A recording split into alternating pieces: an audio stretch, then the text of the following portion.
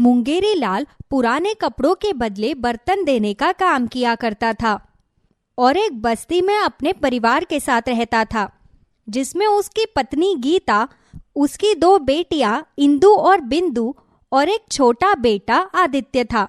सब कुछ सही चल रहा था, किंतु एक दिन मुंगेरी लाल एक गली में आवाज लगाता हुआ जा रहा था कि तभी कुछ कुत्ते उसके पीछे पड़ जाते हैं और वो इतने सारे सामान के साथ भागता हुआ अचानक से एक गाड़ी के आगे आ गया और उसे बहुत जोर की चोट लगी, यहाँ तक कि उसकी कमर की हड्डी में भी बहुत चोट आई।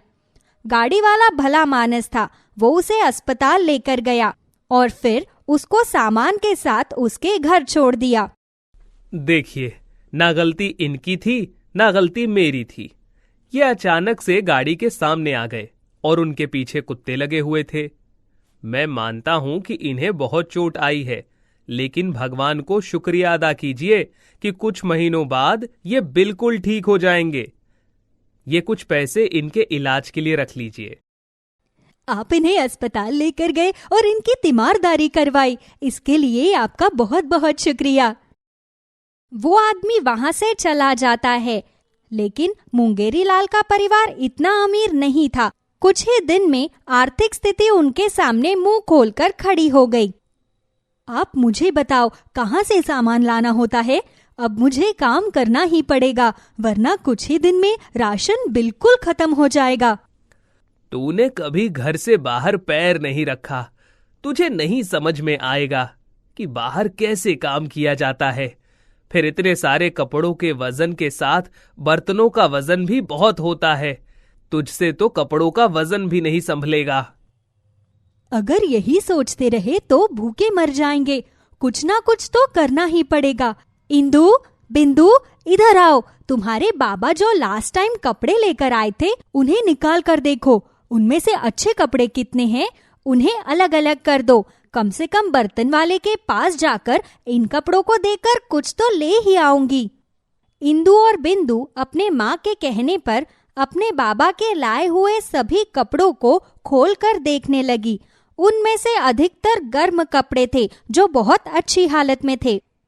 देखना इंदु, ये स्वेटर कितने प्यारे लग रहे हैं। पता नहीं कौन लोग होते हैं जो इतने अच्छे स्वेटर को ऐसे ही बर्तन वाले को दे देते हैं। और ये देख, कितनी प्यारी शॉल है। ये वाली शॉल तो मैं माँ को दे देती हूँ। तभी आदित्य भी वहां आ जाता है और उन छोटे स्वेटरों में से एक स्वेटर पसंद कर लेता है।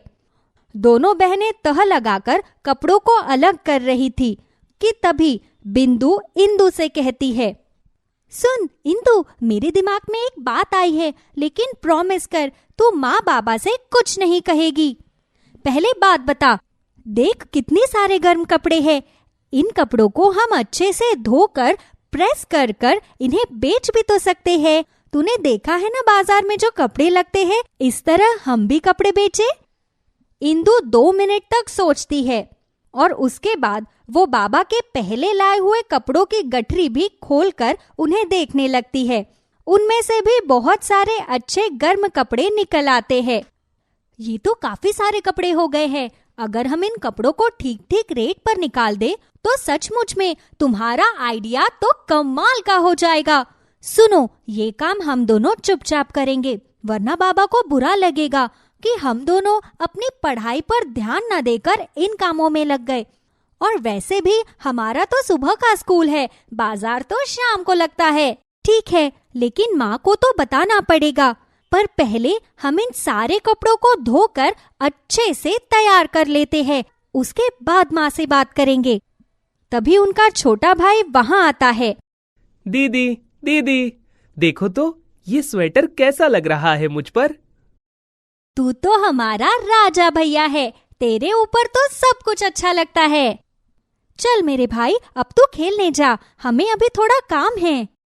दोनों बहनें उन सब निकले हुए गर्म कपड़ों को धोकर धूप में सुखा देती है।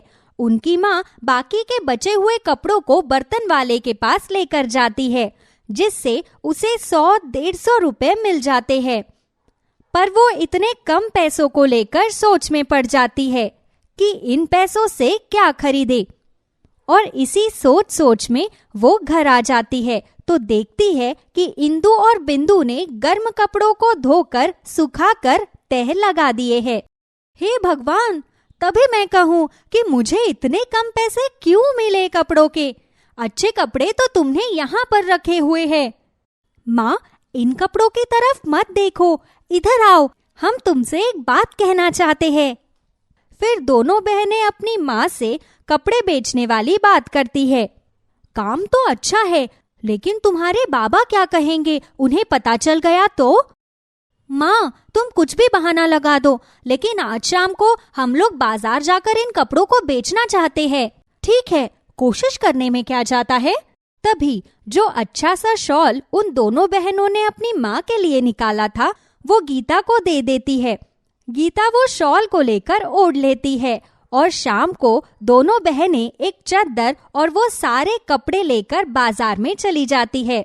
उन्हें ढंग से लगाकर आवाज देने लगती है, हर गरम कपड़ा 150 रुपए, हर गरम कपड़ा 150 रुपए। ये स्वेटर भी 150 रुपए का है? हाँ जी हाँ, सारे कपड़े 150 रुपए। शॉल, स्वेटर, गर्म मफलर लो, छोटे कपड़े लो, बड़े कपड़े को सभी 150 रुपए, 150 रुपए। स्वेटर चाहिए, अच्छा लग रहा है। अच्छा, जरा वो लाल रंग वाला भी दिखाना। दोनों बहनें उसे 2 स्वेटर देती है और वो औरत 300 रुपए देकर वहां से चली जाती है और दोनों बहनें एक दूसरे का हाथ पकड़कर खुश हो जाती है। जब ये सारे कपड़े बिक जाएंगे तब हम क्या करेंगे? सुन, तो तब हम लोग ना एक काम करेंगे, जहाँ यहाँ से भी सस्ते कपड़े मिलते हैं वहाँ जाएंगे और वहाँ से सस्ते कपड़े खरीद कर यहाँ पर 150 रुपए में बेच देंगे। और अगर कुछ और अच्छे कपड़े मिल जाए तो हम उनके दाम 200 से 250 रुपए रख देंगे। क्या बात है बिंदु, थोड़ा सा पैसा आते ही तेरा दिमाग तो फिरकी की तरह चल रहा है। मैं तो ये सोच रही हूँ कि ये फिरकी अब तक क्यों नहीं चली। तभी एक आदमी वहाँ पर अपनी पत्नी और बच्चे के साथ आता है और उन कपड़ों में से तीनों के लिए एक एक चीज पसंद कर लेता है और पैसे देकर वहाँ से चला जाता है। इंदु और बिंदु दोनों ही बड़े खुश थे कि उनका सामान बिक रहा है। तभी उन्हें माँ की बात याद आती है कि जल्दी घर आ जाना, किंतु जब उन्होंने देखा कि बाजार में भीड़ होने के साथ साथ उनके पास भी भीड़ हो रही है तो वो माँ की बात भूल जाती है और कपड़े बेचकर आज वो दोनों बहनें 2500 रुपए तक कमा लेती है। घर आने पर, कहाँ गई थी तुम दोनों, और ये गठरी क्यों है तुम्हारे हाथ में? सुनो, इन दोनों को कुछ मत कहना, ये दोनों बहनें तो इस घर के लिए अच्छा सोचकर ही बाहर गई थी। फिर गीता मुंगेरी लाल को बता देती है और जब इंदु और बिंदु 2500 रुपए लेकर अपनी माँ के हाथ में रखते हैं तो मुंगेरी लाल और गीता दोनों हैरान हो जाते हैं। हे भगवान, आज तक मेरा ध्यान इस बात पर क्यों नहीं गया। मैं तो सारे कपड़े उस बर्तन वाले को दे देता था और देखो, इन्होंने इन्हीं कपड़ों को बेचकर इतने पैसे कमा लिए। बाबा, इस काम में तो बहुत पैसे हैं, सच कहती हूँ। मैंने तो वहाँ पर सोच भी लिया, हम लोग बाजार जाएंगे जहाँ पर थोक में कपड़े मिलते हैं और वहाँ से सस्ते कपड़े लेंगे और यहाँ बाजार में बेचेंगे। सचमुच में बाबा, कपड़े बहुत निकल जाते हैं। वहाँ पर गरीब लोग आते हैं जो बहुत महंगे कपड़े नहीं ले सकते। 150 रुपए उन्हें ज्यादा नहीं लगता और इसलिए वो कपड़े खरीद लेते हैं। बेटा, तुम दोनों ने जो हिम्मत दिखाई है उसके लिए तो मैं बस क्या कहूँ। तुम दोनों को मेरा आशीर्वाद है। चलो, अब तुम दोनों खाना खा लो। कल सुबह हम तीनों थोक मार्केट में जाएंगे और वहाँ से सुंदर सुंदर कपड़े छाट कर ले आएंगे। मुंगेरी लाल, गीता, इंदु, बिंदु सभी बहुत खुश थे। अगले दिन सुबह दोनों बहनें अपनी माँ के साथ थोक मार्केट में जाती है और वहाँ से नए चल रहे प्रचलन के सभी कपड़े ले लेती है। वो शाम को उन कपड़ों को मार्केट में लगा देती है। सुंदर सुंदर कपड़ों को देखकर लोग उनके पास आने लगते हैं और गर्म कपड़े खरीदते हैं। भारी सर्दी में गर्मी का एहसास, 150 रुपए के गर्म कपड़े हैं हमारे पास। आओ आओ, जल्दी आओ, सारे खत्म ना हो जाए इसलिए अपनी पसंद के कपड़े उठाओ। अरे ये लाइन तो मेरे लिए बहुत अच्छी है। बोलते जाओ, देख सभी लोग हमारी तरफ देख रहे हैं आते जाते। धीरे धीरे करके उनके पास लोगों की भीड़ लग जाती है। दोनों बहनें सबको उनकी पसंद के कपड़े दे रही थी और पैसे इकट्ठा कर रही थी। अब दोनों बहनें रोज यही काम करती। शाम को बाजार में गर्म कपड़ों की सेल लगा लेती। छुट्टी वाले दिन दोनों बहनें अपनी माँ के साथ थोक बाजार जाती और वहां से पूरे हफ्ते के कपड़े खरीद कर ले आती। ठंड भी कड़ाके की पड़ रही थी, इसलिए सभी लोग अपनी जरूरत के कपड़े उन दोनों बहनों से खरीदते। देखते ही देखते घर की हालत भी अच्छी होने लगी। मुंगेरी लाल अपनी दोनों बेटियों के ऊपर गर्व महसूस कर रहा था। मुझे इंदु और बिंदु पर बहुत ही गर्व हो रहा है। गीता, दोनों बहनों ने मुसीबत में हार ना मानकर जिस तरह परेशानियों का सामना कर अपना काम जमाया है, सच कहता हूं, ऐसा तो बहुत कम लोग कर पाते हैं। ठीक होते ही मैं अपनी बेटियों के साथ उनकी मदद करूंगा। और अब तो ऐसा लग रहा है कि वो कहावत है ना कि जो होता है अच्छे के लिए होता है। ना मैं इस तरह बीमार पड़ता, ना ये नया काम शुरू होता। मैं आज भी इसी तरह पुराने कपड़ों के बदले बर्तन देने का काम कर रहा होता। कसम से मैं अपनी दोनों बेटियों के लिए बहुत खुश हूँ। भगवान इन दोनों को दिन दोगुना रात चौगुनी तरक्की दे। दोनों बहनें ये काम करके बहुत खुश थी। सुबह वो स्कूल जाती और शाम को बाजार में गर्म कपड़ों की सेल लगाती और देखते ही देखते सब कुछ सही होने लगा और मुंगेरी लाल भी अब किसी टेंशन में नहीं था, इसलिए वो भी जल्दी जल्दी ठीक होने लगा। एक दिन, बिंदु मेरी बहन, सर्दियों का मौसम तो 4 ही महीनों का होता है, उसके बाद क्या इरादा है?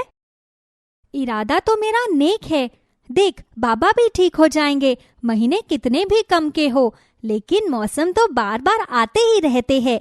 हम हर मौसम के कपड़े बेचने का काम हमेशा करते रहेंगे और बाबा ने भी तो कहा है कि ठीक होकर वो हमारे साथ ही यही काम शुरू करेंगे।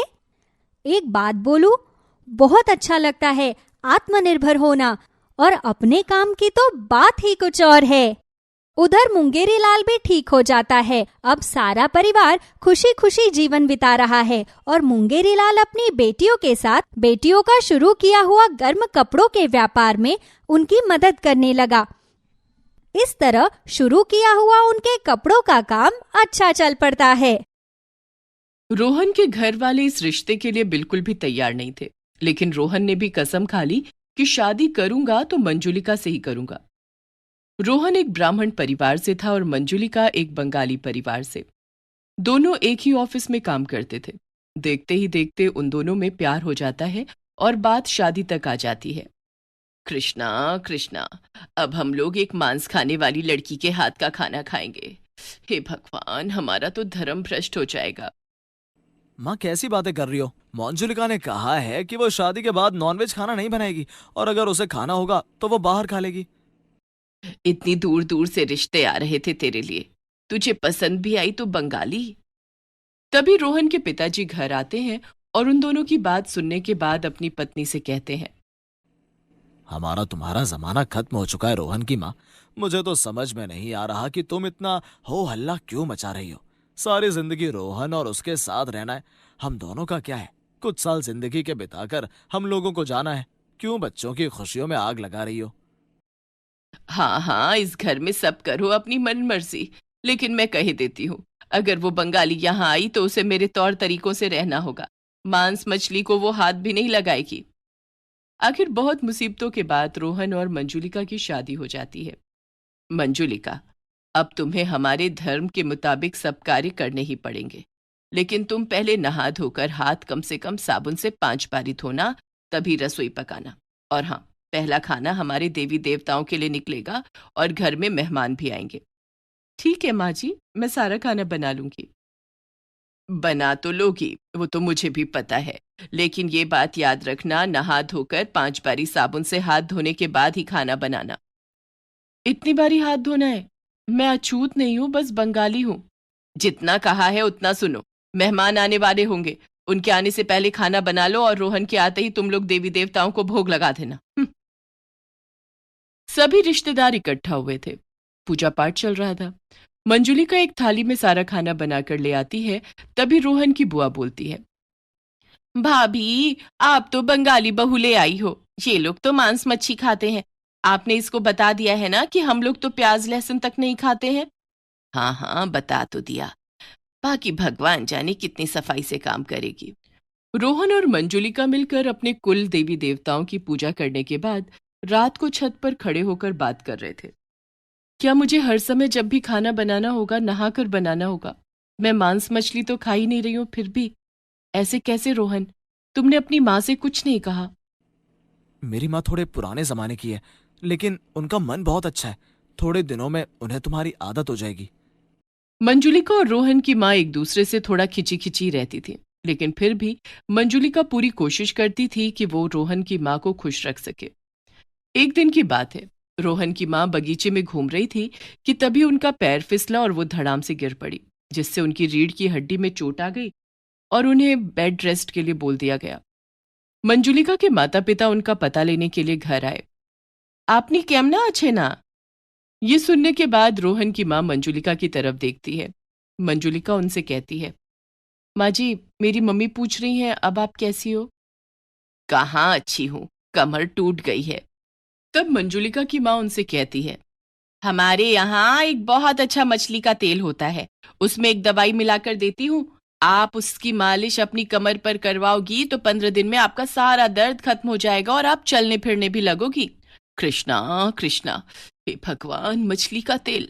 मैं मरना पसंद करूंगी लेकिन अपनी कमर पर मछली का तेल नहीं लगाऊंगी। अगर वो कह रही है तो जरूर उससे आराम हो जाएगा।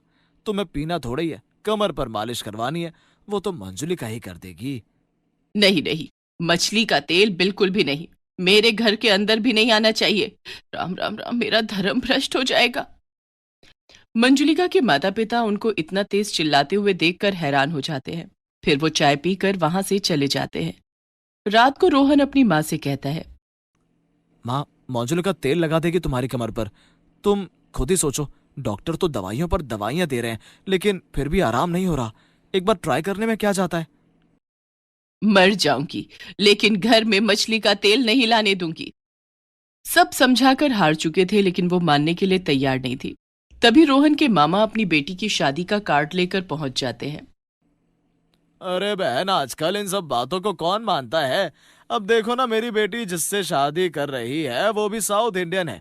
वो केरल का रहने वाला है। सच कहता हूँ, मुझे तो मलयालम का माँ भी समझ में नहीं आता, लेकिन बेटी खुश तो भैया मैं भी खुश। तो क्या अपनी टिम्पल वहां जाकर नॉनवेज खाना बनाएगी? जाहिर सी बात है, मंजुलिका भी तो आपके यहाँ पर आकर सात्विक खाना बनाती है, तो फिर डिम्पल को भी वहां जाकर खाना बनाना पड़ेगा। उसने तो क्लासेस भी ज्वाइन कर ली है, वो अब नॉनवेज खाना बनाना सीख रही है। हे भगवान, ये सब देखने से पहले तूने मुझे उठा क्यों नहीं लिया? राम राम राम, हम लोग अब ब्राह्मण नहीं रहे। तुम ही समझाओ अपनी बहन को, इसने तो मेरी नाक में दम कर रखा है। मंजुलिका के माता पिता बोलकर गए हैं कि मछली के तेल में दवाई मिलाकर कमर पर लगा लो, ठीक हो जाएगी, लेकिन ये है कि मान ही नहीं रही है। बहन, क्या धर्मों के चक्कर में पड़ी हुई हो। मंजुलिका एक बहुत ही समझदार लड़की है। देखो तो, घर के रख रखाव से ही पता चल रहा है कि वो इसे अपना घर मानती है। खाना भी एकदम लाजवाब बना रखा है। मैं कुछ नहीं जानता, मेरी बेटी की शादी है और तुम्हें आना है, और उससे पहले तुम्हें अपनी ये कमर भी ठीक करनी है। हाँ, डिम्पल की एक मैं ही तो बुआ हूं, मैं भी शादी में नहीं जाऊंगी। कोशिश करूंगी, कहूंगी मंजुलिका से कि लगा दे तेल। ये सुनकर रोहन के पिताजी शाम को ही मछली का तेल ले आते हैं। उसे गर्म करने के लिए जैसे ही मंजुलिका गैस पर रखती है, उस तेल की महक सारे घर में फैल जाती है। हे भगवान, इसकी महक बहुत ही तेज है, ठाकुर जी की मूर्ति तक भी जा रही होगी। ये घर पवित्र नहीं रहा। माँ, तुम भी ना जाने कौन से जमाने की बात करती हो। तुम्हारे ठाकुर जी ने ही मछली को भी बनाया है, और उसे बने हुए तेल को दवाई के तौर पर भी उन्होंने ही बनाया होगा। तुम ही तो कहती हो सब कुछ भगवान की मर्जी से होता है। माँ जी, आप आराम से लेट जाओ, मैं मालिश कर देती हूँ। मम्मी सच कहती है, ये बहुत अच्छी दर्द की दवा है। 15 दिन में ही आपको आराम हो जाएगा। रोहन की माँ उल्टा लेट जाती है। वो अपने पूरे सर को एक चुन्नी से लपेट लेती है ताकि मछली के तेल की महक उसकी नाक तक ना आए। मंजुलिका गर्म तेल से मालिश करते हुए एक बंगाली गाना गाने लगती है। ओरे ओरे सौंदर्य नायर माझी, कदी छाड़िया जाओ, आमी जानो जानी माझी रे। ওরে ওরে সৌন্দর্য নায়ের মাঝি, কদি ছাড়িয়া যাও, আমি জানো জানি माझी रे। वाह मंजुलिका, तुम्हारी आवाज तो बहुत ही अच्छी है। और ये गाना सुनने में कितना अच्छा है। सच में माँ जी, क्या आपको भी ये गाना अच्छा लगा? ये हमारे यहाँ का बहुत अच्छा गाना है। हाँ, अब बताओ कैसा लग रहा है? कुछ आराम महसूस कर रही हो? देखा, तुम बेवजह ही घबरा रही थी। कुछ नहीं होता, अब तुम जल्दी ठीक हो जाओगी। देखते ही देखते रोहन की माँ बिल्कुल ठीक हो जाती है और इसके लिए वो मंजुलिका और उसके माता पिता को धन्यवाद देती है। सभी लोग मामा की बेटी डिम्पल की शादी में जाने के लिए तैयार हो जाते हैं। मंजुलिका अपनी पारंपरिक बंगाली साड़ी में वहां जाती है। उधर रोहन के मामा ने लड़के वालों के लिए नॉनवेज खाना भी बनाया हुआ था। नॉनवेज खाने का सुनकर मंजुलिका अपनी सास की तरफ देखती है। मेरी तरफ इस तरह मत देखो मंजुलिका, मैं समझ गई हूँ। जातिवाद में कुछ नहीं रखा है। तुम्हें नॉनवेज खाने का मन है, तुम आराम से खाओ। माँ जी, अगर आप मना करोगी तो मैं नहीं खाऊंगी, लेकिन नहीं बेटा, मुझे कोई आपत्ति नहीं है। तुम जाकर आराम से नॉनवेज खा लो।